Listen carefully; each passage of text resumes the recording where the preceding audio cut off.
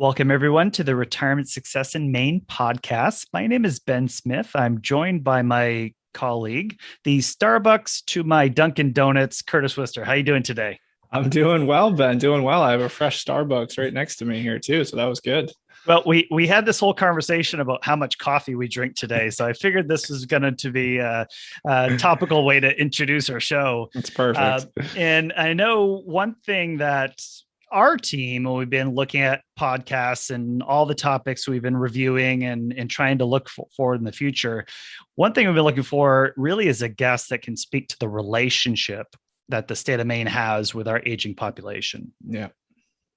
And I know we've touched here and there, right? We've got very laser focused on specific areas and what systems are actually happening. And we talked like Marty Groman, especially for energy and kind of things like that, where it's really helpful to identify very specific areas, but to look at the whole system. Let's look at the Yeah. whole structure. Yeah. Let's look at what's currently in place and identifying really and addressing the needs of today's seniors and retirees. So where are the gaps and what needs to be addressed? How is the federal government, state legislature, and Maine's local communities working together to help today's and hopefully tomorrow's aging populations? hmm And then also, obviously in the state of Maine, it's good to look inside the state, but what's happening with other states? Are there other states that are more of a role model out there of how our state can support our aging population? So hmm that was really the premise of today's show. Yeah. So our next guest is the executive director of the Maine Council on Aging, and she leads and manages a broad multidisciplinary network of more than 120 organizations, businesses, and community members working to ensure we can all live healthy, engaged, and secure lives as we age in our homes and community settings. In this role, she advances statewide public policy initiatives, provides leadership within Maine's aging networks, and supports Maine's Legislative Caucus on Aging. Her areas of specific focus includes housing, which we've talked about a lot, Mm. transportation, workforce. I know it was a Barbara Babkirk thing on talking workforce, aging in place, which we hear from our clients a lot of. All the time. The Yeah. biggest goal they have is they want to age in place and be independent as long as they can, and also care across all settings. She Mm. leads the Maine Healthy Aging Initiative and the Tri-State Learning Collaborative on Aging, a regional learning collaborative aimed at increasing the collective impact of community-driven aging initiatives. She annually organizes statewide and regional events that advance aging policy. She's also co-authored Building a Collaborative Community Response to Aging in Place and Maine's Blueprint for Action on Aging. She's a licensed Maine attorney and has worked for 17 years in the Maine Office of the Attorney General. Last but not least, she also graduated from the University of Maine School of Law, go Black Bears, and the University of Maine at Amherst. So I'd like at this point to welcome Jess Maurer to the Retirement Success in Maine podcast. Jess, thanks for coming Thanks on. for having me. I sound very busy. Yeah, you well, in a lot of great ways. And I know, Jess, we've reached out, and I'm so thankful. Curtis and I are very thankful that you come on and what we've done of our show. And I'm really hoping that that our show today, together with you can really lend a really good light on what's really happening in the state, and kind of go, hey, here's where we're doing well, and here's some opportunities that we're working on to improve. I'm really excited about that conversation today. So, but I want to get in. I know one of the things we always do with our show is to learn a little bit about you. So I'd love to hear about just your background and how you ultimately found your calling in public service. I guess I will say, as corny as it sounds, I've always wanted to help people, and that's why I went to law school. I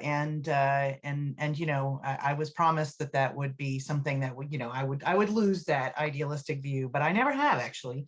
Obviously, I worked for the Office of the Attorney General, working on behalf of the public, really, is my first and long, career in that sector. But the last 7 years that I was in the Office of the Attorney General, I was actually a Special Assistant Attorney General, and I worked directly with Attorney General then Steve Rowe, and then later Attorney General Janet Mills, who's now the governor, and was a special assistant doing public policy work, really, at the federal and state level.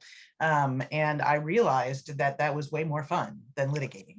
So I'll blame you there. Yeah, I don't. Yeah, exactly. And so I actually left the office to run Steve Rowe's campaign for governor, which was really a lot of fun. I ran a primary campaign, and that was a really terrific way, by the way, to see the state and to learn so much about Maine's people and industries. And so I find that was a real gift. I would never do it again, but I would do it. If I had to do it over, I'd do it over. But then I would never do it again.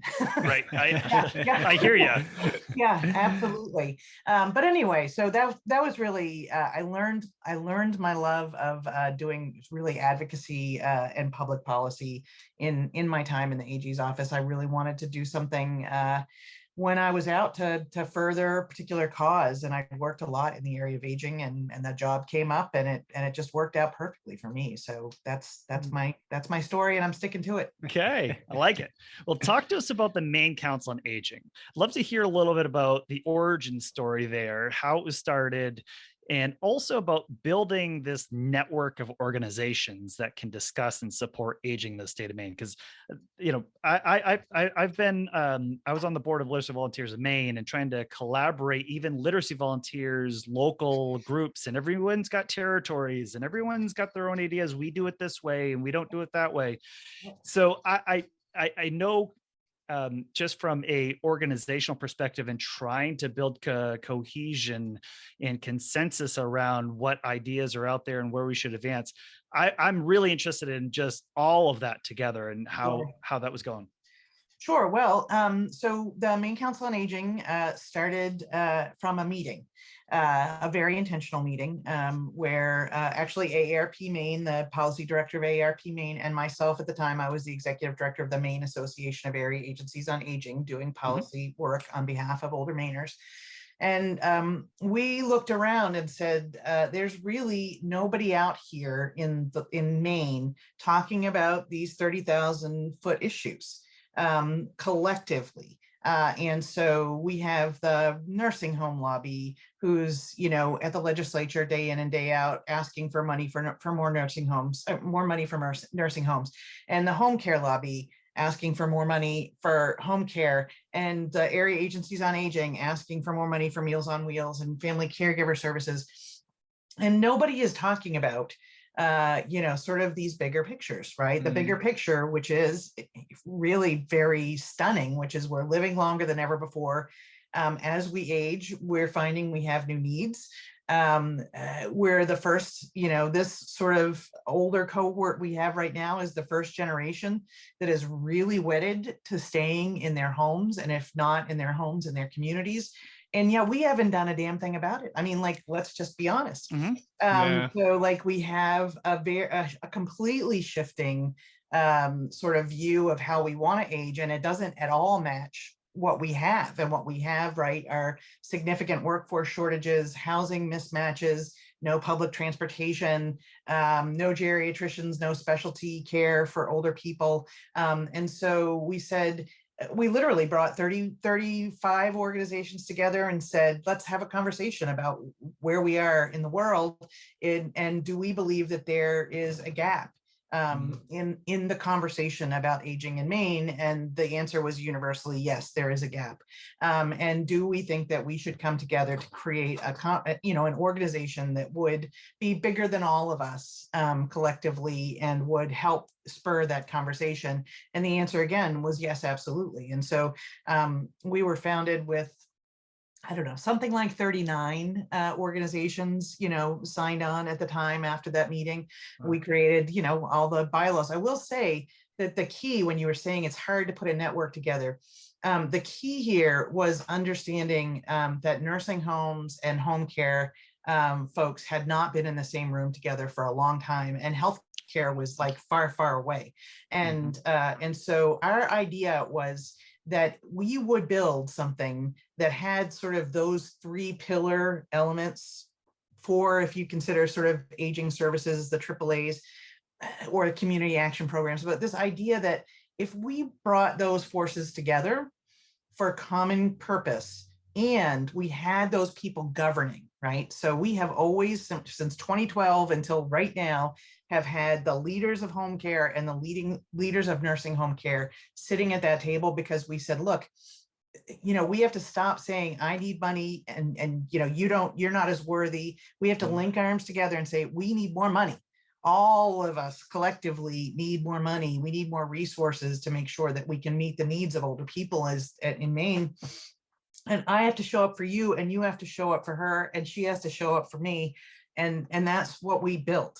And we have never left a consensus model. We are on a consensus model. And so, for instance, like 3 years ago, when the home care initiative came up, one of our members was the lead organization promoting that home care referendum, and 2 of our members were the lead opposition to that, and we took no position, and managed to stay in that no position world. And the nice part about it is that we were right there as an organization to pick up where we needed to go for the next iteration. So people can criticize us for that as well, but we really we have said, look, we need a middle road here, and we need common ground, and that's how we find it, by looking at the bigger issues. So we've grown, obviously, from 39 organizations to 120 organizations now. And we're, now we're really diverse. I mean, we started with aging services and healthcare. And now we include banks and the Maine Women's Lobby and the Natural Resources Council of Maine, and organizations you wouldn't necessarily think would be a part of our work, but we're really aligned with so much of that, right? If we want to address climate concerns, we have the 8th oldest housing stock in Maine, in the country. And most of those old houses have older people living in them. And a lot of them don't have enough money to weatherize their homes. And so, we can do a win-win if we could figure out, how to help older people who are lower income weatherize their homes all over Maine through some sort of energy core. I mean, these are real things we need to talk about. And so that's where I say, we went from really talking about some core aging issues, a decade ago, to now really having some broader conversations as well, trying to align the core things that we want to get done with what's happening in the rest of the state as well. Yeah, and I think what you're bringing up some really good points, because when you look at even, for example, not having weatherized homes, and also in Marty made a point in one of our energy episodes about, hey, that person buys a full tank of oil and it's not weatherized, and that tank of oil goes through much more rapidly. So that level of cost to continue to fill that tank in not getting the kind of that yield out of that tank of oil. So now they're burning through their resources and their money. And yeah, they got to stay, they want to stay home, but it's not really affordable because they're not weatherized. And now they have to go to some other place. So it's just all that kind of, these core problems all reverberate through lots of different systems, lots of different organizations, lots of different programs. And I think that's why, again, just from an outsider's perspective, Jess, I think that's why it's just very important to have a place that we're talking about aging, we're talking about all of those effects and how we're all being impacted and affected, because all these things are really important. And I think humbly in our show, we've tried to do a little of this, and that's why I think it's kind of great to kind of get your expertise in this today. So I want to ask another question about you, Jesse, here, and you kind of touched on this a little bit, but so what do you love the most about your work today? Like what's the thing that really, like, you get up in the morning, you're really passionate about, you're like, I'm really excited to get to do this today? I mean, I think it's just about the opportunity in the moment that we're in. I mean, I think you can tell I'm pretty passionate about this. Yeah. And I say all the time, we are pioneers on a new frontier. We are literally developing the next iteration of our society right now. We just don't happen to know it. And that's pretty powerful to me. I mean, we are developing solutions. And so, I really think that we're only limited by our own inability to think outside the box or to throw away the box. And so, on my best days, I love my job and I think it's really exciting work. And it's about culture change. And I know change can be really painful. And actually we'll talk about that in a little bit. I know we will. But it's also needed. And, nobody ever changes until you absolutely need to. And we're at that point. We're at that tipping point here in Maine. And so, it's fun to be in that place in the room thinking about, so what's that look like? Mm-hmm. Yeah. Yeah, nice. So I want to ask now, kind of going to, because there's so much we got to cover today in terms of this concept of the state of aging in Maine.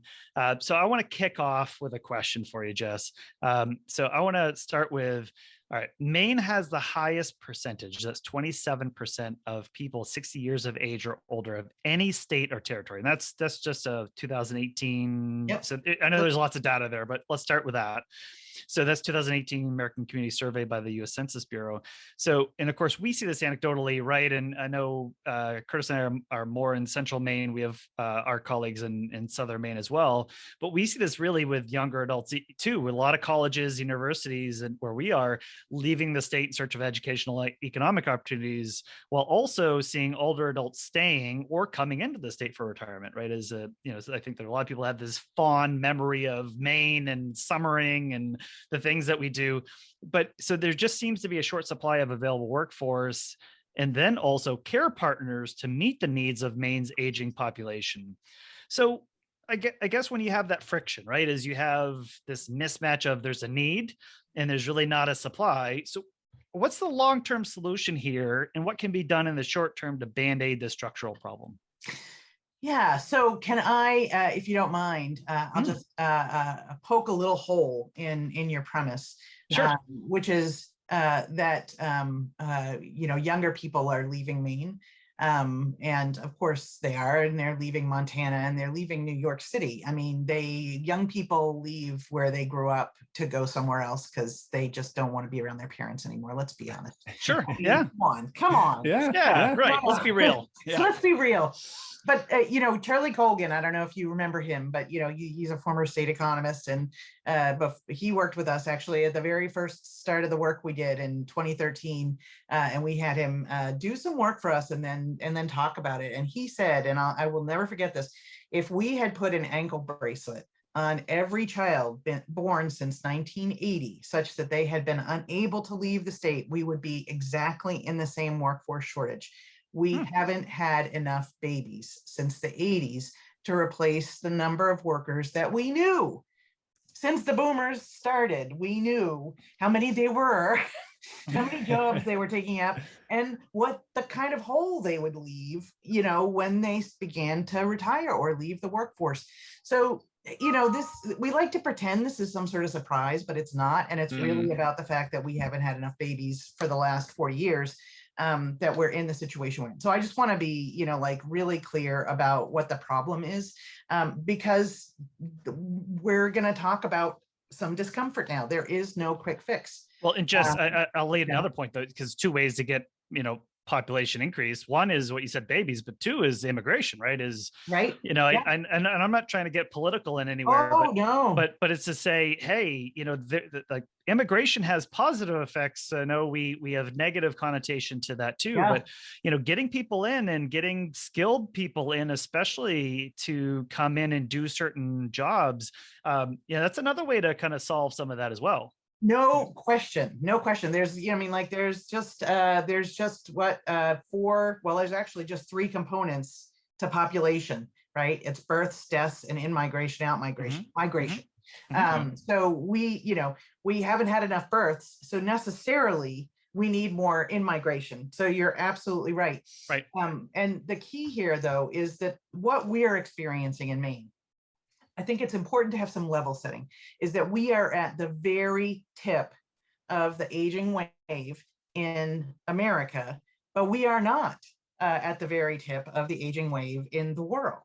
And so Germany and Japan have gone ahead of us. They have already gone through this painful experience of not having enough young people to meet their needs, of going through care crisis workforce. We have a lot to learn from others. And so we also have, I think, an obligation to help the rest of the country. So I bring that up because, again, we're the oldest, but New Hampshire is, Vermont's next, New Hampshire's after that, and Tennessee. I mean, parts of upstate New York, all around the country, we're seeing this, phenomenon of older folks with a smaller, population of workforce. And that means that all those other states and places want workers too, whether we're talking about people new to our country or people, from Arizona moving to Maine. We're all competing for the same people. So I will tell you, while I completely agree that immigration, and we need more immigration nationally and to the state, is not going to solve the workforce shortage in any short period of time. It is not a short-term fix. We have to focus on it. Our state is not welcoming to people of color. Our state is not welcoming to people who are different. We're very rural. We don't have the things millennials want, which are, walkable downtowns and public transportation and, entertainment options, abundance. So let's be clear. People need to want to move here too. It's not like it's the only option in the country, right? Yeah. There are 49 other options. And so we do have to think about who we are as a people, and as we think about that, migration conversation. But I'm not going to talk about that because I totally agree, but I actually don't see it as a solution. It is the long-term solution, but it's not even a remotely short-term solution or, anywhere near a quick fix or a Band-Aid. So I'll say, from, our workforce, I think that's the first thing I'll say is we have to accept what I just said, that our workforce is our workforce. Like the people we have in the state right now are our workers, and we can do all we can do to compete with other states and other countries to get people to move here, but that is a hard sell. And so we need to look at the workforce we have. We need to prioritize the jobs we need people to be in, right? So, and I'm here, selfishly talking about the needs of older people, but I'll tell you, these are, childcare workers, emergency service providers, healthcare providers, direct care workers. We need people, grocery store clerks, right? When we talk, we need food production, right? These are so you think about the core workers we need to prioritize those workers, and then we need to incentivize those workers taking those jobs over restaurant jobs and over Walmart. And what I'm saying is not popular, because what I'm suggesting is that we probably need to right size, not having, and I could go down the list, 100 restaurants in Brunswick, Maine, I just where I live, it's probably not going to be sustainable, to have that many that kind of infrastructure, even when you think about, sort of back offices. Even when you're talking about aging services, there's going to have to be consolidation. We're seeing consolidation in healthcare. We just don't have enough people to take the jobs we have, which means we're going to have to figure out how to right size, sort of our organizations and our jobs and how we work collaboratively together. Obviously, we're also going to have to think about, using technology in different ways, which is what what Japan and Germany have both done in relation to modernizing some of the way their workforce engages. So this is, it's also an all hands on deck thing. I just want to say, we talk a lot, and I know, you just mentioned Barb Babkirk. We actually need every person who has left the workforce who can work to go back to work. We need to be talking about that. It's not just good for you to go back to work. By the way, it is good for you to go back to work and doing something you love to do. Nobody wants you to go back and do something you hated doing for your entire career. If you don't want responsibility, don't go into a management job. Go, pack boxes at LL Bean. Trust me, they need you. Like the thing is it's like almost like a civic duty kind of thing. Like we need everybody to work. Like that's what's going to keep our economic engine going. Whether it's working in the local convenience store in your small little town a couple of days a week. If it's just that, that might be the difference between keeping that convenience store open or not, with our current workforce shortage. So, there are a lot of solutions, but and there isn't one quick one, but that's my thinking about it. Love it. Yeah, that was good. So I want to kind of keep going here, Jess. So there are now over 100 communities in Maine that are a part of AARP's network of age-friendly states and communities. And in 2020, the entire state of Maine joined that network. And this led to government agencies and more than 50 organizations and individuals creating Maine's first age-friendly state plan, which is to improve engagement, communication, employment, financial security, health, housing, recreation, and transportation for older Mainers. So would you mind just kind of sharing with us sort of what that plan covers and what that plan hopes to accomplish? Yeah, sure. I think, it's important to understand that the age-friendly movement is so critical because it is the core player, right? Whether it's an age-friendly community, now there's age-friendly health systems, there's age-friendly universities, and we're talking about an age-friendly state. And at the core of that, and it's, at the governor's signature, the state of Maine has committed to being more thoughtful about the way it engages older people. In the very broadest sense. And what it's really saying is we're going to break down governmental silos, and we're going to be committed to working with other agencies and other organizations outside of the state to really have a holistic view about aging in Maine. And as I say often, aging is not just about health or needing services. And yet the Department of Health and Human Services, right, has always been charged with taking the lead around aging. And, that in some ways, and I mean, no offense to anybody, but it's a little bit offensive, right? I mean, because it's also about the Department of Labor and the Department of Economic and Community Development, and Maine Housing and the Department of Transportation. And so, we're going down this road to say, yes, okay, well, DHHS is going to lead this effort, but all of those organizations are going to be involved. And the reality is, I mean, sort of the process here is that those agencies and agriculture and a couple of other ones, they're meeting collectively all the time now, talking about the work that they do and how they can align their investments and pull levers, sort of collectively to sort of make sure that we are capitalizing on the value of older people, right? We're really embracing all that older people have and are bringing to the state, but are also collectively thinking about their needs as a systemic view, not, an individual need. And then, they're coming out to us and saying, well, this is what we're going to do. We want you to do it with us. And so that's really what this age-friendly plan is. Gotcha. There's not a lot of meat on the bones. I'm sure if you've read it, it's a 70-page document. It's very good, but there's not a lot of meat. If you go and read it, it doesn't say who's going to do what and how they're going to do it and under what time frame. Like we haven't created a strategic plan behind it or an action plan behind it. But those are all really laudable. And each of us, I mean, so we are meeting now quarterly as a stakeholder group with the state. They're doing their work. They're asking us to do our work, to do it collaboratively with them sometimes. Sometimes, we're doing our own thing, which we'll talk again about in other ways. But it really is a recognition of keeping, I think it's like keeping the gas pedal depressed is what this is all about. It's like, it's not going away. We have a plan. We have state government meeting on a regular basis, talking about this plan. They're bringing us all together to talk about this plan. We're making progress, and there's no question about that.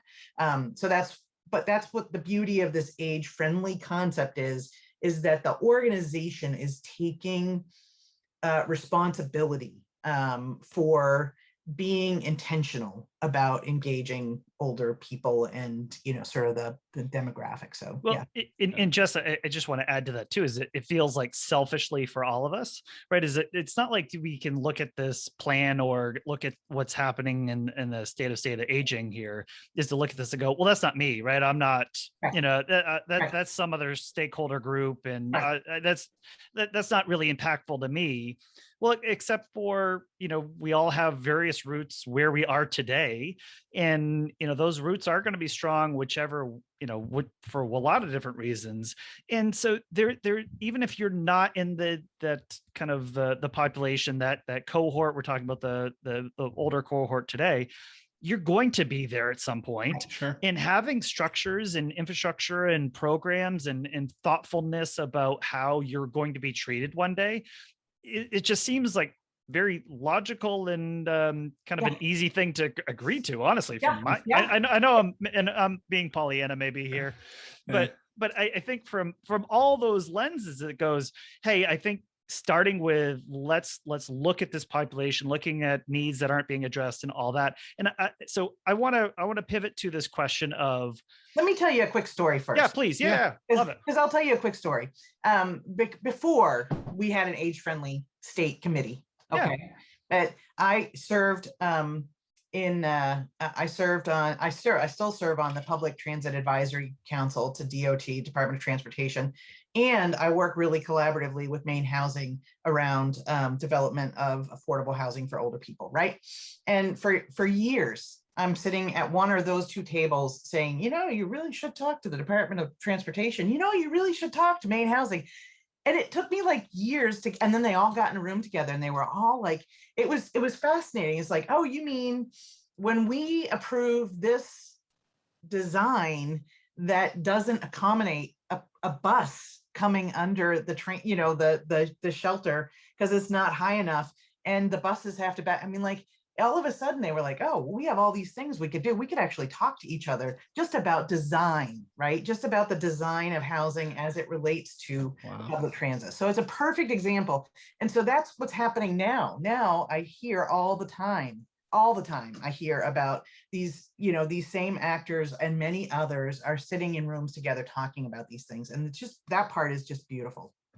And I think that's where, again, we've been kind of privately or selfishly very lucky here, is having, I don't know, 52, 53, 54 chances to discuss aging in whatever way, shape, or form. It's just, these are conversations that we never had or not have heard people address. So the more that people are kind of doing this, and the more we're kind of creating spotlights. And again, we're nowhere near to your level there, Jess, but I think that's something where it's just really neat that, hey, this is a group that's having a spotlight on them and saying, here's ways that we can make this better. So I want to ask you a question though of, let's kind of maybe look backwards at the state of Maine, and maybe you could highlight to us areas that collectively Maine has historically done really well in supporting older Mainers. Like what are we good at, I guess is the question. And nothing maybe could be an answer, but what do you think? Yeah, that one. So I would say the best part about Maine just generally is that we haven't lost a strong sense of community. And we're made up of small towns. I mean, that, right? I mean, we have the most rural state in the country. And so that is the beauty. And so, over the last decade, what Maine has done really well is support the development of what are aging and community initiatives. And that can be a formal age-friendly community, which is a formulaic kind of thing. But we have about 130 of our 500, cities and towns that have some sort of, either organic or very intentional community initiative that are doing all kinds of brilliant things, and one of the things I like best, when I first started working in this work, I did all these focus groups all around Maine, and I was like listening to people talk about how they got information. And I remember like leaving, and we talked to like 150 people through these focus groups. And I remember thinking, oh my God, the only way we're ever gonna really sort of have real exposure for everybody in Maine about what services exist is if we talk to people one-on-one. Like that's like, because you don't know what you don't know what you don't know, right? And you don't know what you need to know until you need to know it. And so these community initiatives are all, if you think about 130 initiatives, right, all around Maine, and there's somewhere between 20 and 100 or 200 people engaged in those, and all those people know all the services that are available to people in their community. They know what the food sources are. They know, what the resources are for heating. They know how to get somebody a meal or home repair or a ramp built if they need to, right? They know all of this stuff. So it's brilliant. So that's what I can say we have done the best at, is this community development, grassroots up. And I would say, like this age-friendly state plan is great because it's finally, like some of it's top down. I wouldn't say we've been particularly good, but the other pieces we have a lot of really good players here. I will say that our health systems generally are pretty impressive. I will call out Maine Health because they, are an early adopter of the age-friendly health system. If you haven't heard about it, I encourage you to bring them on because it's really fascinating stuff. And, I know you're going to ask me a question about ageism, and I want you to, because this is the most important thing we could talk about is ageism. But, I've been saying, that the age-friendly health system project or model is a great disruptor for ageism in healthcare. It's a critical disruptor because it forces a clinician to ask what matters most, which means it means I say to you, Ben, what matters most to you? And I have to see you instead of see you as a stereotype of an 80-year-old man who can't hear and, has cancer. And I don't really want to talk to you. I'm going to just try to give you some drugs and move you along. Right. I only have 15 minutes. So it's a disruptor. So, that's been really good. And they've been really, terrific leaders. I will also say our university systems have been so great. UNE is an age-friendly university, but they also have the Center for Excellence in Aging and Health. We've got the UMaine Center on Aging. St. Joe's has created, a Center on Excellence in Aging. They have done some really cool stuff, and particularly the University of Maine system has a whole aging initiative. They've got patents. They've done, community engagement. As a matter of fact, UNE too also, embeds clinical students, into nursing homes and hospice care for, there's some really good cutting edge stuff around healthcare and education going on in Maine as well. And I'm not to say there aren't other things, but I will say also, our foundations. We're 1% of foundation money nationally goes into aging, and in Maine, that's a very different formula.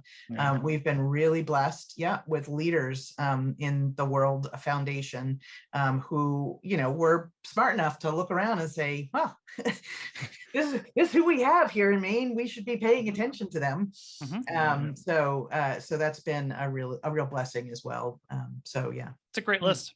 Yeah, it is. So I'm going to be the bad guy here for a second, and I want you to talk about maybe some areas collectively, where Maine historically could improve on how we support our aging population.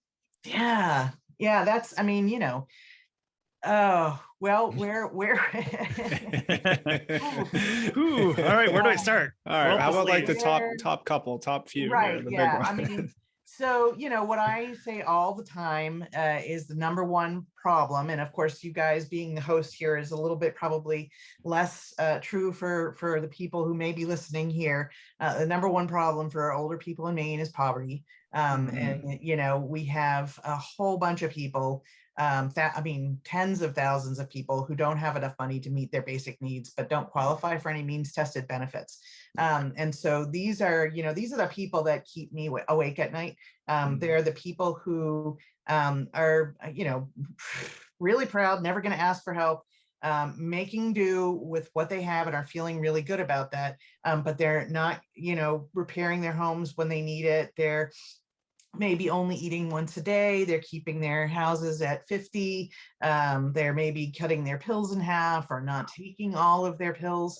And, this costs us all that we don't, sort of see this and do something about this, because I mean, I can tell you what the downstream costs are of any number of things, and that's a real challenge. So, we have really, and when I think about that, the response to that is creating, understanding who's poor in Maine, because we look at the poverty level. We don't look at where 150 FPL is, or 200. We have more than a third of older Mainers live on Social Security alone, with an average Social Security of $16,000.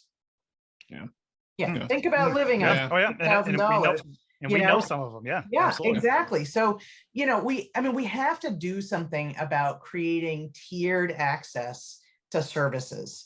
And, those folks that I just talked about cannot afford out of pocket for anything, but definitely not for home care.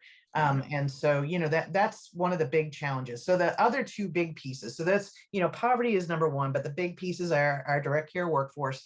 You can't get care. Doesn't matter whether you're a millionaire or you're not.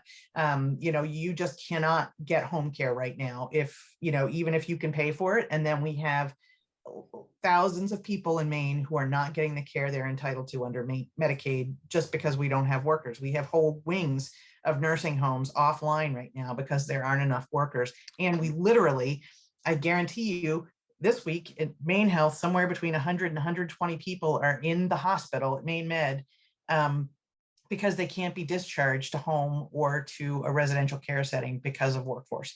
So we're like stockpiling older people now in hospitals, and people are surprised about that, but I'm hearing some of the most gut-wrenching, heart-rending stories about people who can't get care. It is definitely the crisis. It's beyond crisis. It was a crisis 4 years ago when we, were trying to get more resources.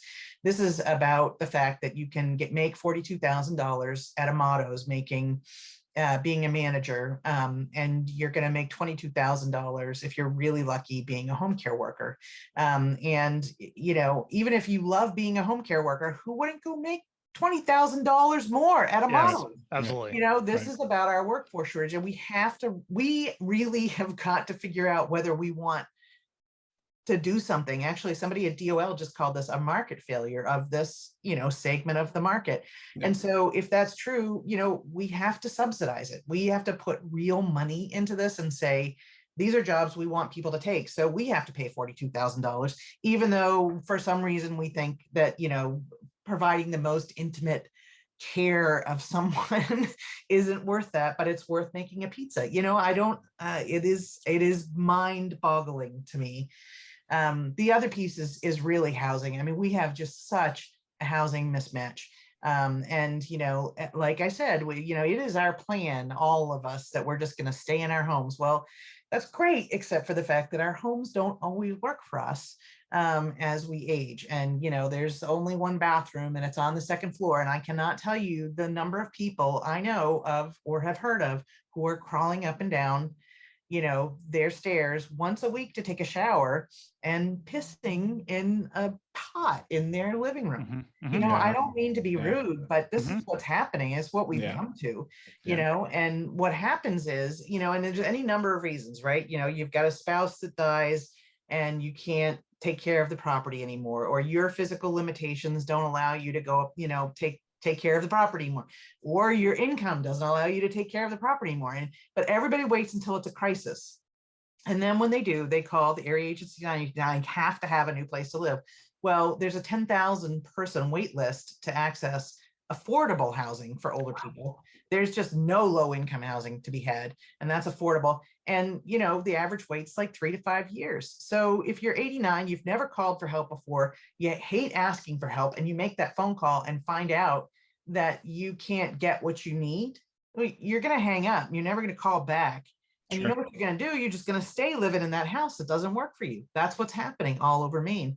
And we have got to, again, incentivize the development of all kinds of housing in all kinds of places. And we're not even scratching the surface of the current demand with what we're building. But we need to be thinking differently about how we're building it, what we're building, how we incentivize it. And that's just a whole nother conversation. I could talk to you for literally a Yeah. whole hour. Yeah. And just kind of echo what you're saying there, because again, enough situations where we've seen, to your point about the bathroom on the second floor, and you're doing, you know, you're kind of doing your bio work on the first floor, but then also the basement's the only one that's got the washer dryer hookup. And you know, we've had lots of conversations about one of the biggest risks physically to aging population has been fall risk.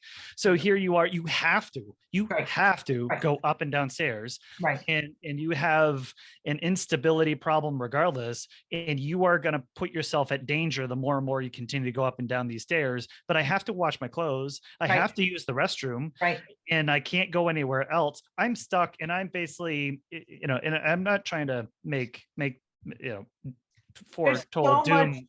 there's so much we can do about this, Ben. I mean, we have the money, we have the resources, we have the technology. We can do something about this. This is an easier solution than the workforce one, honestly. And it's going to cost a lot less money. We just really have to get it together. Gotcha. There are solutions there. Well, I want to keep going here, because we got a lot I want to still cover with you, Jess. And I attended the AARP listening session in Brewer. This must have been 19, probably, maybe. Yeah, something like that. Yep. So that was fascinating, because to your point about hearing from a lot of stakeholders is at the Eastern Area Agency on Aging, and it was fantastic, because I learned a lot of hearing everybody come together. And one thing you talked about was the resource list. Was, hey, if I only knew that this agency was doing this and this and this, or if I only knew that there's like a wood bank that I could burn wood from, or whatever. There, all those things you're hearing from, but I thought one thing that I took away was ageism was the theme that was coming up a lot, like just a lot of, and I want to ask about, basically, I want to ask about how you see Mainers experiencing ageism and how that's creating barriers to better lives in retirement. That, again, to your point, that's probably the biggest question we're going to ask today. And I want to just hear from your perspective of what you're seeing, how they're experiencing ageism, because maybe this is a very new term for a lot of people too, by the way. Maybe they've never heard what this is. So maybe define it, and then how this creating barriers. Sure. So everything we've talked about so far that's wrong is an example of ageism, by the way. Okay. Yeah. I'm just going to be honest. So because ageism, of course, is, and spoiler alert for everybody, we are all ageist, every single one of us. Anyway, we are. And it is bias or stereotype or discrimination on the basis of age. And so, you know, I like to tell the example of, I live in Harpswell, I live down 123, it's, 14 miles to Brunswick. And when I get behind somebody driving really slow, there's no options. And of course, I assume it's an older person, right? Because that is the stereotype. So I'm just being ready to call myself out, right? So I want to be clear that nothing happens about that. It's in my head. I'm, damn old people driving slow, right? Yep. So but we all have it, right? And so what happens though, is that, and why this is so important, is that we make some assumptions that aren't necessarily true, because I have, by the way, passed those people and it's a young woman driving or a middle-aged guy, right? I'm like, okay, well, I was just flat out wrong, right? Yeah. Right. And so what we do is we make assumptions as employers, and I can tell you, we have been, let me just back up for a second and say, since COVID, as an organization, we weren't really taking on ageism. That's all we're doing now, is talking about ageism, because the overt, unbelievable ageism we saw and still see, it resulted in more than 500,000 older people dying in this country, and they're still dying. It didn't have to be that way, and we certainly shouldn't have been pitting younger people needing to work against older people dying in the nursing home, sort of whether that's okay or not. So we're doing this power and aging conversation now, so it's a project, and so we're hosting conversations with all kinds of people, media, HR directors, healthcare, aging services, banks, foundations, public health, anybody who wants to talk to us, we're talking to them about ageism. And you know, the HR directors, when we talk to them, these were the cream of the crop HR directors. Some of them, they bidded, you know, that, oh yeah, my vice president, you know, won't even consider somebody who's older because they don't think that they can do the technology. We were talking to a media news director, and she said, I can't afford older people. I mean, we weren't even talking with her about this stuff. You know, I can't afford older workers. And I'm like, well, how do you know? Right. Yeah. You know, Yeah. I'm like, wow, okay, well, let's talk about best practices in terms of, you know, like publishing your salary, because, you know, then everybody wins. Anybody who applies for that job is saying, I will work for that salary, right? Yeah. I mean, you're not wasting your time, you're not wasting their time. So I'm like, that's best practice. So, you know, what we know about how Americans think and feel about aging and older people is that they don't think that ageism is real. And if they do, they don't think it's as bad as other kinds of discrimination. So like racism or, you know, homophobia. And the good news is that when you actually tell that story, that if you apply for a job and you're 55, like I am, and an employer thinks that's too old and won't even give me an interview, I'm pretty competent.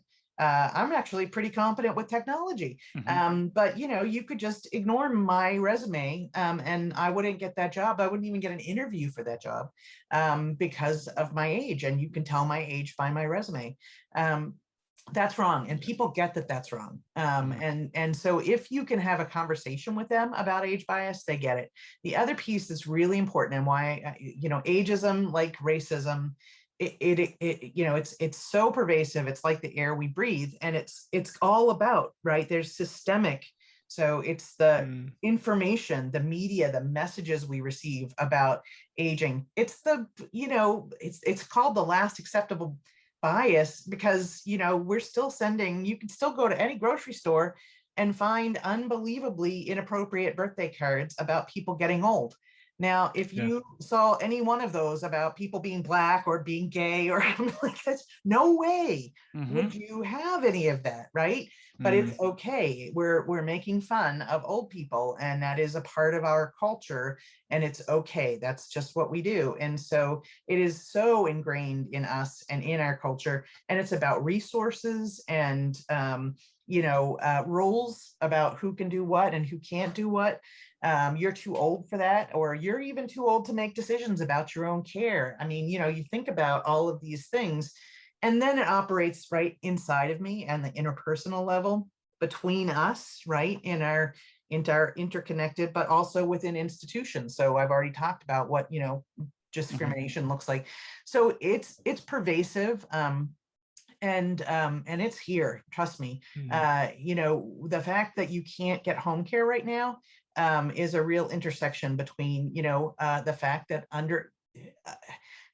the workers who care for people who are older and disabled, people who are older and disabled are not considered productive, right? They're not considered valuable to our economy and to our society. You can want it to be different, but that is the reality. And so why would we pay people who take care of them a lot of money? And by the way, they're mostly women and often people of color. So, you know, like, it's the perfect intersection. So yeah, the fact that you can't get a home care worker directly goes back to systemic ageism. You know, and so it's a big issue. We have to address it.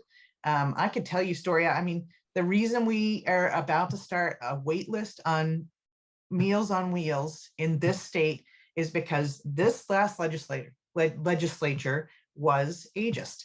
They passed the funding for school lunches for every kid, even though there was federal money, even though we didn't know when it was going to run out, took $20 million out of the Cascade Fund. We had a bill for $1.5 million, 1.5 million. They put 20 million in the reserve fund for Meals on Wheels, because we know that there's going to be a wait list quickly, and they wouldn't fund it. Well, we don't know when the federal money is going to run out. I'm like, but kids, yes, kids get the money, older people know. And that leads to this other piece, which is that, and I'm going to be done with ageism, is that we believe, as part of our view of aging, that this is an individual problem. And if I need Meals on Wheels, I probably didn't do something right. Right. I mean, so we have judgment about it. So this is the individual thing, right? That it's my problem to solve. If I can't find a home care worker, I actually think, or if I can't get my mom into a nursing home, I kind of think it's my fault or it's her fault. It's an individual responsibility as opposed to a systemic challenge. Right. You're not trying hard enough is what you're saying. Right. Yeah. And so we have to come over, we have two barriers here, right? I have to overcome that belief. And then I have to get government to overcome that belief, or our legislators. So it's a little bit of a heavy lift to get people to understand that, in fact, you can't solve our workforce problem. You can't solve our housing crisis. You can't create a public transit system. These are all things that are systems that have to be financed and thought through, at a systems level in state government. And that's what state government exists to do. So we do need to find the collective will to push our legislators in that direction and to continue to address ageism. So sorry, I'm not passionate about that at all. It's an important dialogue, I think. And I want to keep going here a little bit to something you referenced a little earlier, and that's technology. So in a previous episode of this show, we had John Deal, who's from Hartford Funds, come on our show and discuss the MIT Age Lab study on how technology in general will influence how we age. So I want to hone in on a specific piece kind of relevant to Maine, we think. So from your perspective, Jess, why is high-speed internet statewide in the state of Maine so vital for an aging population? Again, maybe top couple answers here. I'll give you the 30,000 foot view. Well, obviously one is connection. So the opposite of isolation is connection, and technology creates an opportunity for people to be connected with one another, learn from one another. Lifelong learning is really important. But by the way, again, we just assume, right? Go back to the ageism, older people don't use technology, and what we're talking about are older people living alone, isolated. It's also critically important that older people continue to work. I think we talked about this earlier. And so, the lack of opportunity for an older person to also get a call job right in New Mexico that you can do from home. Right. If you could just have high-speed internet, you could continue to work. Right. I mean, we're all moving into that world. Right. So it's about work. It's about connection, and it's about health. Right. I mean, telehealth is one of the ways that we are going to bridge the workforce gap in Maine. And so, we need to be able to do all kinds of things like in-home assessments for people who, by technology. We need to do all kinds of visiting, for health and behavioral health through that kind of technology. And we are also, it's going to help bridge the workforce gap in the direct care workforce, right? I mean, there's all kinds of ways that technology can help us work smarter with the workforce we have. We have like Sensio Systems Inc. has this now new intelligent design technology that helps people meet their plan of care on a minute by minute, day by day basis. People love it. They're saving, not going to the hospital. They're not, going to the ER. They're having better health outcomes, just by use of this technology. So we need to be able to deploy that technology. Something as simple as Alexis. The city of Saco, the age-friendly Saco initiative is using Alexis as a fall prevention. Really cheap fall prevention, like they're programming in Alexis to call the Saco Fire Department when somebody falls. It's brilliant. There's all sorts of things. I just been talking about folks with dementia who don't understand what a fire alarm is if they're living alone, and there's new fire alarms that say get out of the house. Because exactly, instead of the beeper, which is just like, what the hell is that? I don't know what that is. Right. So, wow. These are the kinds of technologies, we're thinking about, and we need to be on the cutting edge of this stuff. We should be taking advantage of this stuff. We should be testing it out. So we should have broadband everywhere. Yeah. I'm just going to say it. Well, and Jess, I'll kind of add to and tie a couple things together. One is ageism and also technology. When we were rotating, obviously during pandemic and using technology more, and a lot of our clients, look, they can't come to us, and it's tough to access certain buildings or drive to you. So there's times that we're traveling to clients, but of course we don't want to do that during a pandemic because that puts them at risk. So we just put this out there as like, look, there is this technology, Zoom or Google Meet or whatever. We can do phone calls. We can, however you want to do it. Let's connect. Right. What was pretty amazing of our experience was actually it was the 85 and 90-year-olds. They're like, what, we took some time, we learned it, we had a tablet, we've been doing it with our family members anyway, and we kind of figured this out. And like the 40 and 50 and 30-year-olds were just like, fumbling through it, couldn't get their mic to work. Right. Yeah. Again, the stereotype and ageism here, and the kind of the, if you were stereotyping how you think this is going to go, that was not at all how we thought that was going to go. Right. And kudos to that. Like, again, this is important to us. We want to talk to you. It's important for us that they took the time to learn and think about it, or go ask somebody to teach them, help set it up. That was a really kind of, again, from us, just anecdotally small little sliver, I know, but kind of a cool little thing there. But I want to ask another question about healthcare. And a lot of the questions we get from our clients, especially even pre-retirement or kind of as they're kind of thinking about, ages 60 and up, is access and cost of healthcare. So can we just get a little your sense of the state of healthcare in Maine? I know you talked a little bit about the age-friendly health system here in Maine Health, but can you talk a little bit about the state of healthcare in Maine, and how is the service model working for Mainers? Yeah, I mean, I think overall, there's a big difference between cost and and access and quality of care. I mean, I think there's a whole bunch there. I would say that our health systems are really good and are really being very thoughtful and proactive. And as I mentioned, the age-friendly health system model is a really brilliant one. What it does is it looks at the 4 M's, and so which are what matters most: mentation, dementia, or your thinking process; medication, are your medications, doing well for you, or are they causing you to not be able to do what matters most to you, right? Say making you queasy or whatever.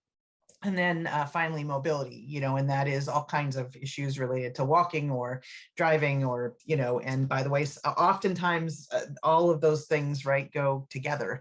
But it's really, and then embedding that into the annual wellness visit, which everybody, is entitled to. And that is like so important, is to begin, separating out, I have a cold and I'm going to see my doctor, and that's like the one time I see my doctor. But it's really, I will say, healthcare in Maine, typically they are early adopters, and they are looking at social health needs, the social determinants of health. We're talking, we're in a very engaged conversation about what's called creating a community information exchange. Because that would be, in my mind, it's the thing that is the biggest barrier for people getting good care, is that, so falls, you talked about falls. So if I fall in South Portland and I get transported to the hospital because I'm injured, then that fall makes it into my electronic health record. If I fall and EMS comes and picks me up, the fall never makes it into my electronic health record. The fall is cataloged in EMS's system, but their current system is so messed up. Seriously, but it doesn't it doesn't share that information with the electronic health record. But more importantly, none of that information, even if it goes into the electronic health record, right now, it goes into the electronic health record. When I go to the hospital, I get discharged, it's not serious, goes in my electronic health record. They might call me about the injury, but they're probably not going to call me about the reason for the fall. And so that information is never transmitted to a community organization that could go into the home and make an assessment about why that person fell, address the things you were talking about already. Lack of a handrail, right? That's why I fell down the stairs, because I don't have a handrail going down my stairs. It costs $50 to install the handrail. Simple, right? You can live more safely, unlikely to fall again, if we put some lighting in and, picked up your throw rugs and put some handrails in, and you're going to live another 15 or 20 healthy years. That doesn't happen. And so the person falls again. And then this time has a really serious injury. So, a community information exchange would allow for EMS to get that data in, would allow for a community-based organization to get that data. And, we're all talking about, this is all of healthcare, talking with community-based services and Health InfoNet about how do we create this? How do we create this best system? So I will say, I find, the federally qualified health centers are doing a terrific job. Dartmouth Hitchcock, I work with in New Hampshire, they're actually doing this incredible program where they've taken all of the Medicare codes, because they figure, right, money is everything, right, to the healthcare for the practice, right? And they have figured out what good geriatric care should be by managing the Medicare codes, and are training primary care practices in Maine and New Hampshire to actively utilize those codes to manage their older patients' health. Really which is going to give better outcomes. Which is going to get better outcomes, which and get more money for the practice. Exactly, right? Yeah. So I would say the state of healthcare is pretty good in Maine. Nice. Yeah. That's great. So I want to rotate a little bit here, Jess. Can you tell us about the Maine Wisdom Summit? Right. So you recently just held your 8th annual summit. So just kind of how'd it go, and what was the response? It was great. So yeah, we host it's sad, this was our second virtual Wisdom Summit. We usually do it at the Augusta Civic Center, usually, have like 400, 450 people. So we had fewer, the last year and this year, we've got about 350 people. So, but that's pretty good. I mean, for people to spend a day, or even half a day online is really hard. And older people will tell us, no way will I do that. So, it's like, I spend all day, every day in front of a computer. It's like, whether I'm, at a conference or not, it doesn't matter. I do, but that's not the reality for a lot of people. So I really have gotten emails like, I must have misread this. Like, no, you didn't. It's really an all-day online conference. So it went really well. We had, a couple of national speakers, which we were really excited about. And we just got rave reviews, actually. I like to say there's one in every crowd. And like, we had one person in every one of our segments say, wasn't exact, but like, that was it. And they weren't the same person. Yeah. They weren't the same person. So it was just clearly like that speaker or that panel didn't connect with them. Otherwise, people loved it. So it's great. Awesome. That's great to hear. So Jess, I'll make a plug. Is one thing we talked about that our firm wants to join the Maine Council as well and become a member. But I think it would be really cool for us. Curtis and I have been talking about this off air. Is like actually do an in-person podcast recording at the Maine Wisdom Summit next year. That would be a fun thing to kind of create a little buzz and do a little recording, kind of get access and kind of talk about different speakers and things that are hot buttons that are being talked about, and create a little publicity. That'd be a fun kind of on-site recording. I think that would be a really cool thing to do. I love that. And I'll one-up you. We could do some podcasts leading up to it of some of the subjects to kind of get people engaged in some of the subjects. So it's that'd be great. I think that's terrific. Yeah. But we can, because essentially we've seen this with other industries is people, get a recording there. Kind of people are like, well, what is this? But it's also people can listen to the conversations and here's what's happening. And, here's the speaker and what they're kind of, but you could, anyway, lots of ideas. I love it. That's great. That would be a fun out of our comfort zone thing that Curtis and I and our team could do, is get on in person and do some live recordings. It'd be pretty fun. Say, you're putting us to the test here, Ben. I don't think we've ever done a live show. Awesome. Yeah. Oh man. All right. So I do have kind of one last question for you, Jess. We've reached the end of our conversation here. So kind of a fun question we love to ask all of our guests. So I want to ask you, what is your personal definition of retirement success, right? Because we're here the Retirement Success in Maine podcast. So we think it's fun to kind of ask everyone that question. I think,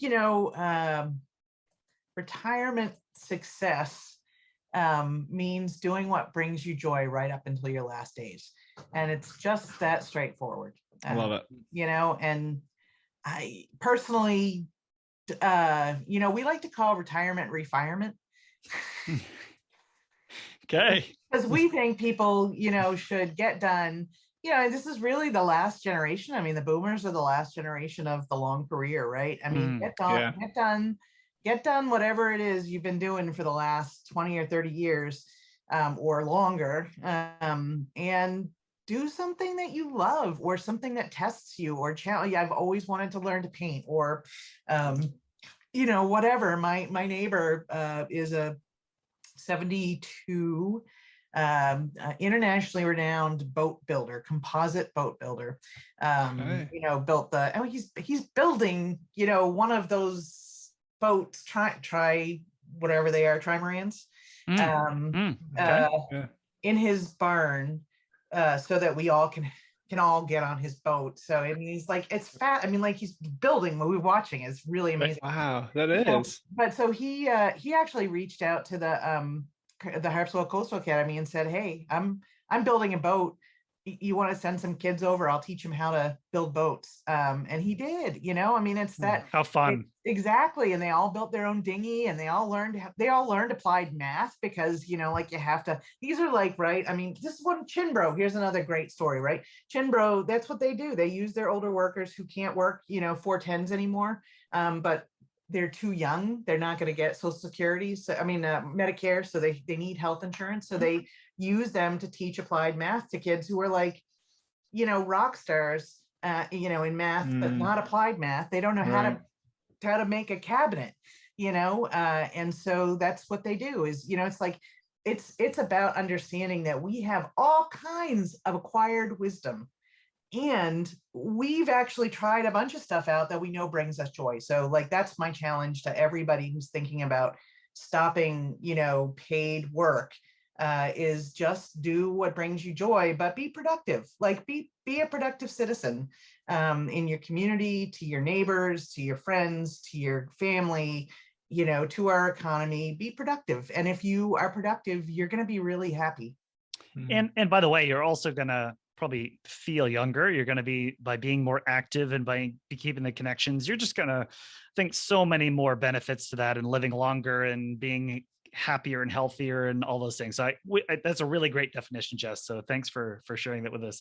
Well, thank you so much for coming on. I know we probably could have gone for another 4 hours with you, and we might at another point. But thank you so much. This is just a really good treat for Curtis and I personally. I know our listeners and our clients are really going to enjoy this conversation too. So thank you so much for coming on today. You're welcome. It's sort of like a smorgasbord is what you got. Yeah, exactly. Exactly. State of the state, right? Yeah, exactly. Right. So Jess, thanks so much. We'll talk to you soon. Okay. So Jess Maurer on the podcast today. Man, if you didn't get all jazzed up and energized up after listening to this conversation, man, she is passionate about aging and in the state of Maine. So if that was really clear to us, I think, as we went through this today, and it's just really tough because I think from a structural perspective, and it's tough to kind of answer one question because of how much, it really goes in lots of different ways. Is we're all, our lives are impacted in lots of different ways by different things. As she's saying, like energy, which impacting cost to medical to food, all those things kind of wrap up in there. But again, she's kind of having lots of really great conversations system-wide and statewide. So it's kind of a really cool thing to kind of have her on the show today. So again, one thing we always like to do is kind of do the yellow highlighter to something that we really enjoyed about today's conversation. So Chris, why don't you kind of lead off for us with something that you really love from our conversation with Jess? Yeah, I think this would be a good one to just take the yellow highlighter to the whole thing, honestly. So no, you mentioned it, Ben, how passionate Jess is, and how evident that was if you listen to this. And I think a piece that stuck out to me is like, a good chunk of this episode was talking about areas where there needs to be improvement. And I think we've talked about how, the first step to improvement is identifying those areas. And I think that's what this episode did. And then, it's just so refreshing, I think, to hear, in whether it's in housing or healthcare or the community aspect, technology, there's people having these conversations about how to make it better, right? I mean, the plan may not be there right now and it's going to be fixed tomorrow.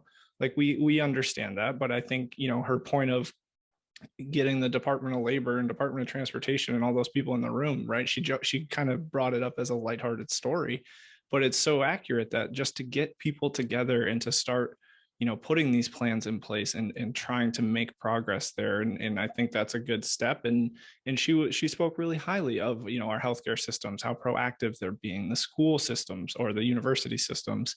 So I don't want to feel like I'm saying, the whole thing was impactful, but it really was. And I think she did a great job kind of laying out what the state is doing well, what the state has done well, and where the state needs to improve. Yeah, and by the way, like nothing and nobody is ever perfect, right? So there's always going to be gaps. There's always going to be things that we could be doing better and improving. I think one of the key things is having a culture of wanting to improve. Yep. And I think that's something that again, through the Maine Council, and she's saying 120 organizations. So to convince like 2 organizations on something that they can agree upon, but to say, hey, here's 120 organizations of there's challenges. We want to be part of the solution and we want to be part of the conversation is really important as well. So I think it's really important work. And again, just kind of working with nonprofits and boards as we have, and we do, you got to have a passionate executive director, which Jess is, right? Yeah. And someone that really lives and breathes the mission of the organization. You can clearly tell she does. Mm-hmm.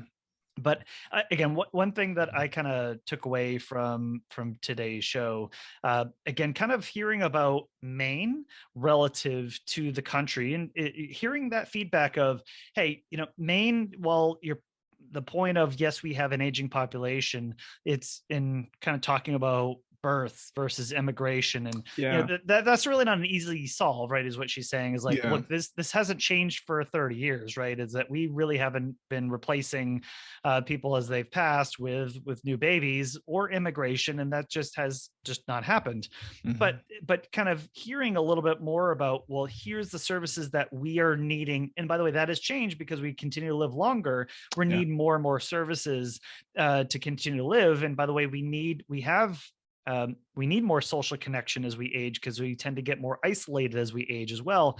So hearing about all those pieces together and in how that's not just a Maine issue, that is a national issue. That's not just a regional issue, that's a national issue. But looking at Japan, looking at Europe, and they're, again, kind of a little bit ahead of us on some of this, and that how they've looked at infrastructure and built and invested in it, that's something I think is pretty important. And as I know we made the offhand comment is like, look, we're all going to get older. Yeah. Right. We are all going to get older. I don't care if you're 2 years old, if you're 100 years old, we're all going to get older. And kind of hearing about what's happening from an aging perspective and what systems are there for us, whether it be 20, 30, 40, 50, 60, 70, 80, 90, 100, that there's structures for all of us, for all of our ages, and continue to support us to be independent and live the life that we really want to live, which is really a lot of the show that we have. Exactly. So I think that was a really kind of a cool thing. Kind of this concept of state of state was the idea. Yeah. So Jess was able to share with us some of the links to some of these papers, and so we'll supply them in our show notes. Mm-hmm. So you can see the transcript and get a little bit more information on the Maine Council of Aging and some of the Maine State Plan of Aging and all the other kind of pieces we discussed today. You can see in our show notes, which you can go to blog.guidancepointllc.com/53 because it's episode 53. You can check us out there. Again, we're in our 50s. So not quite in our 60s yet, a little pre-retirement, still working on pre-retirement if you're Jess. That's right. But again, appreciate you guys all listening in. It's just a pleasure for us to be able to have this opportunity to be in front of you and talk about aging in the state of Maine. Hope you continue to tune in, and we'll catch you next time.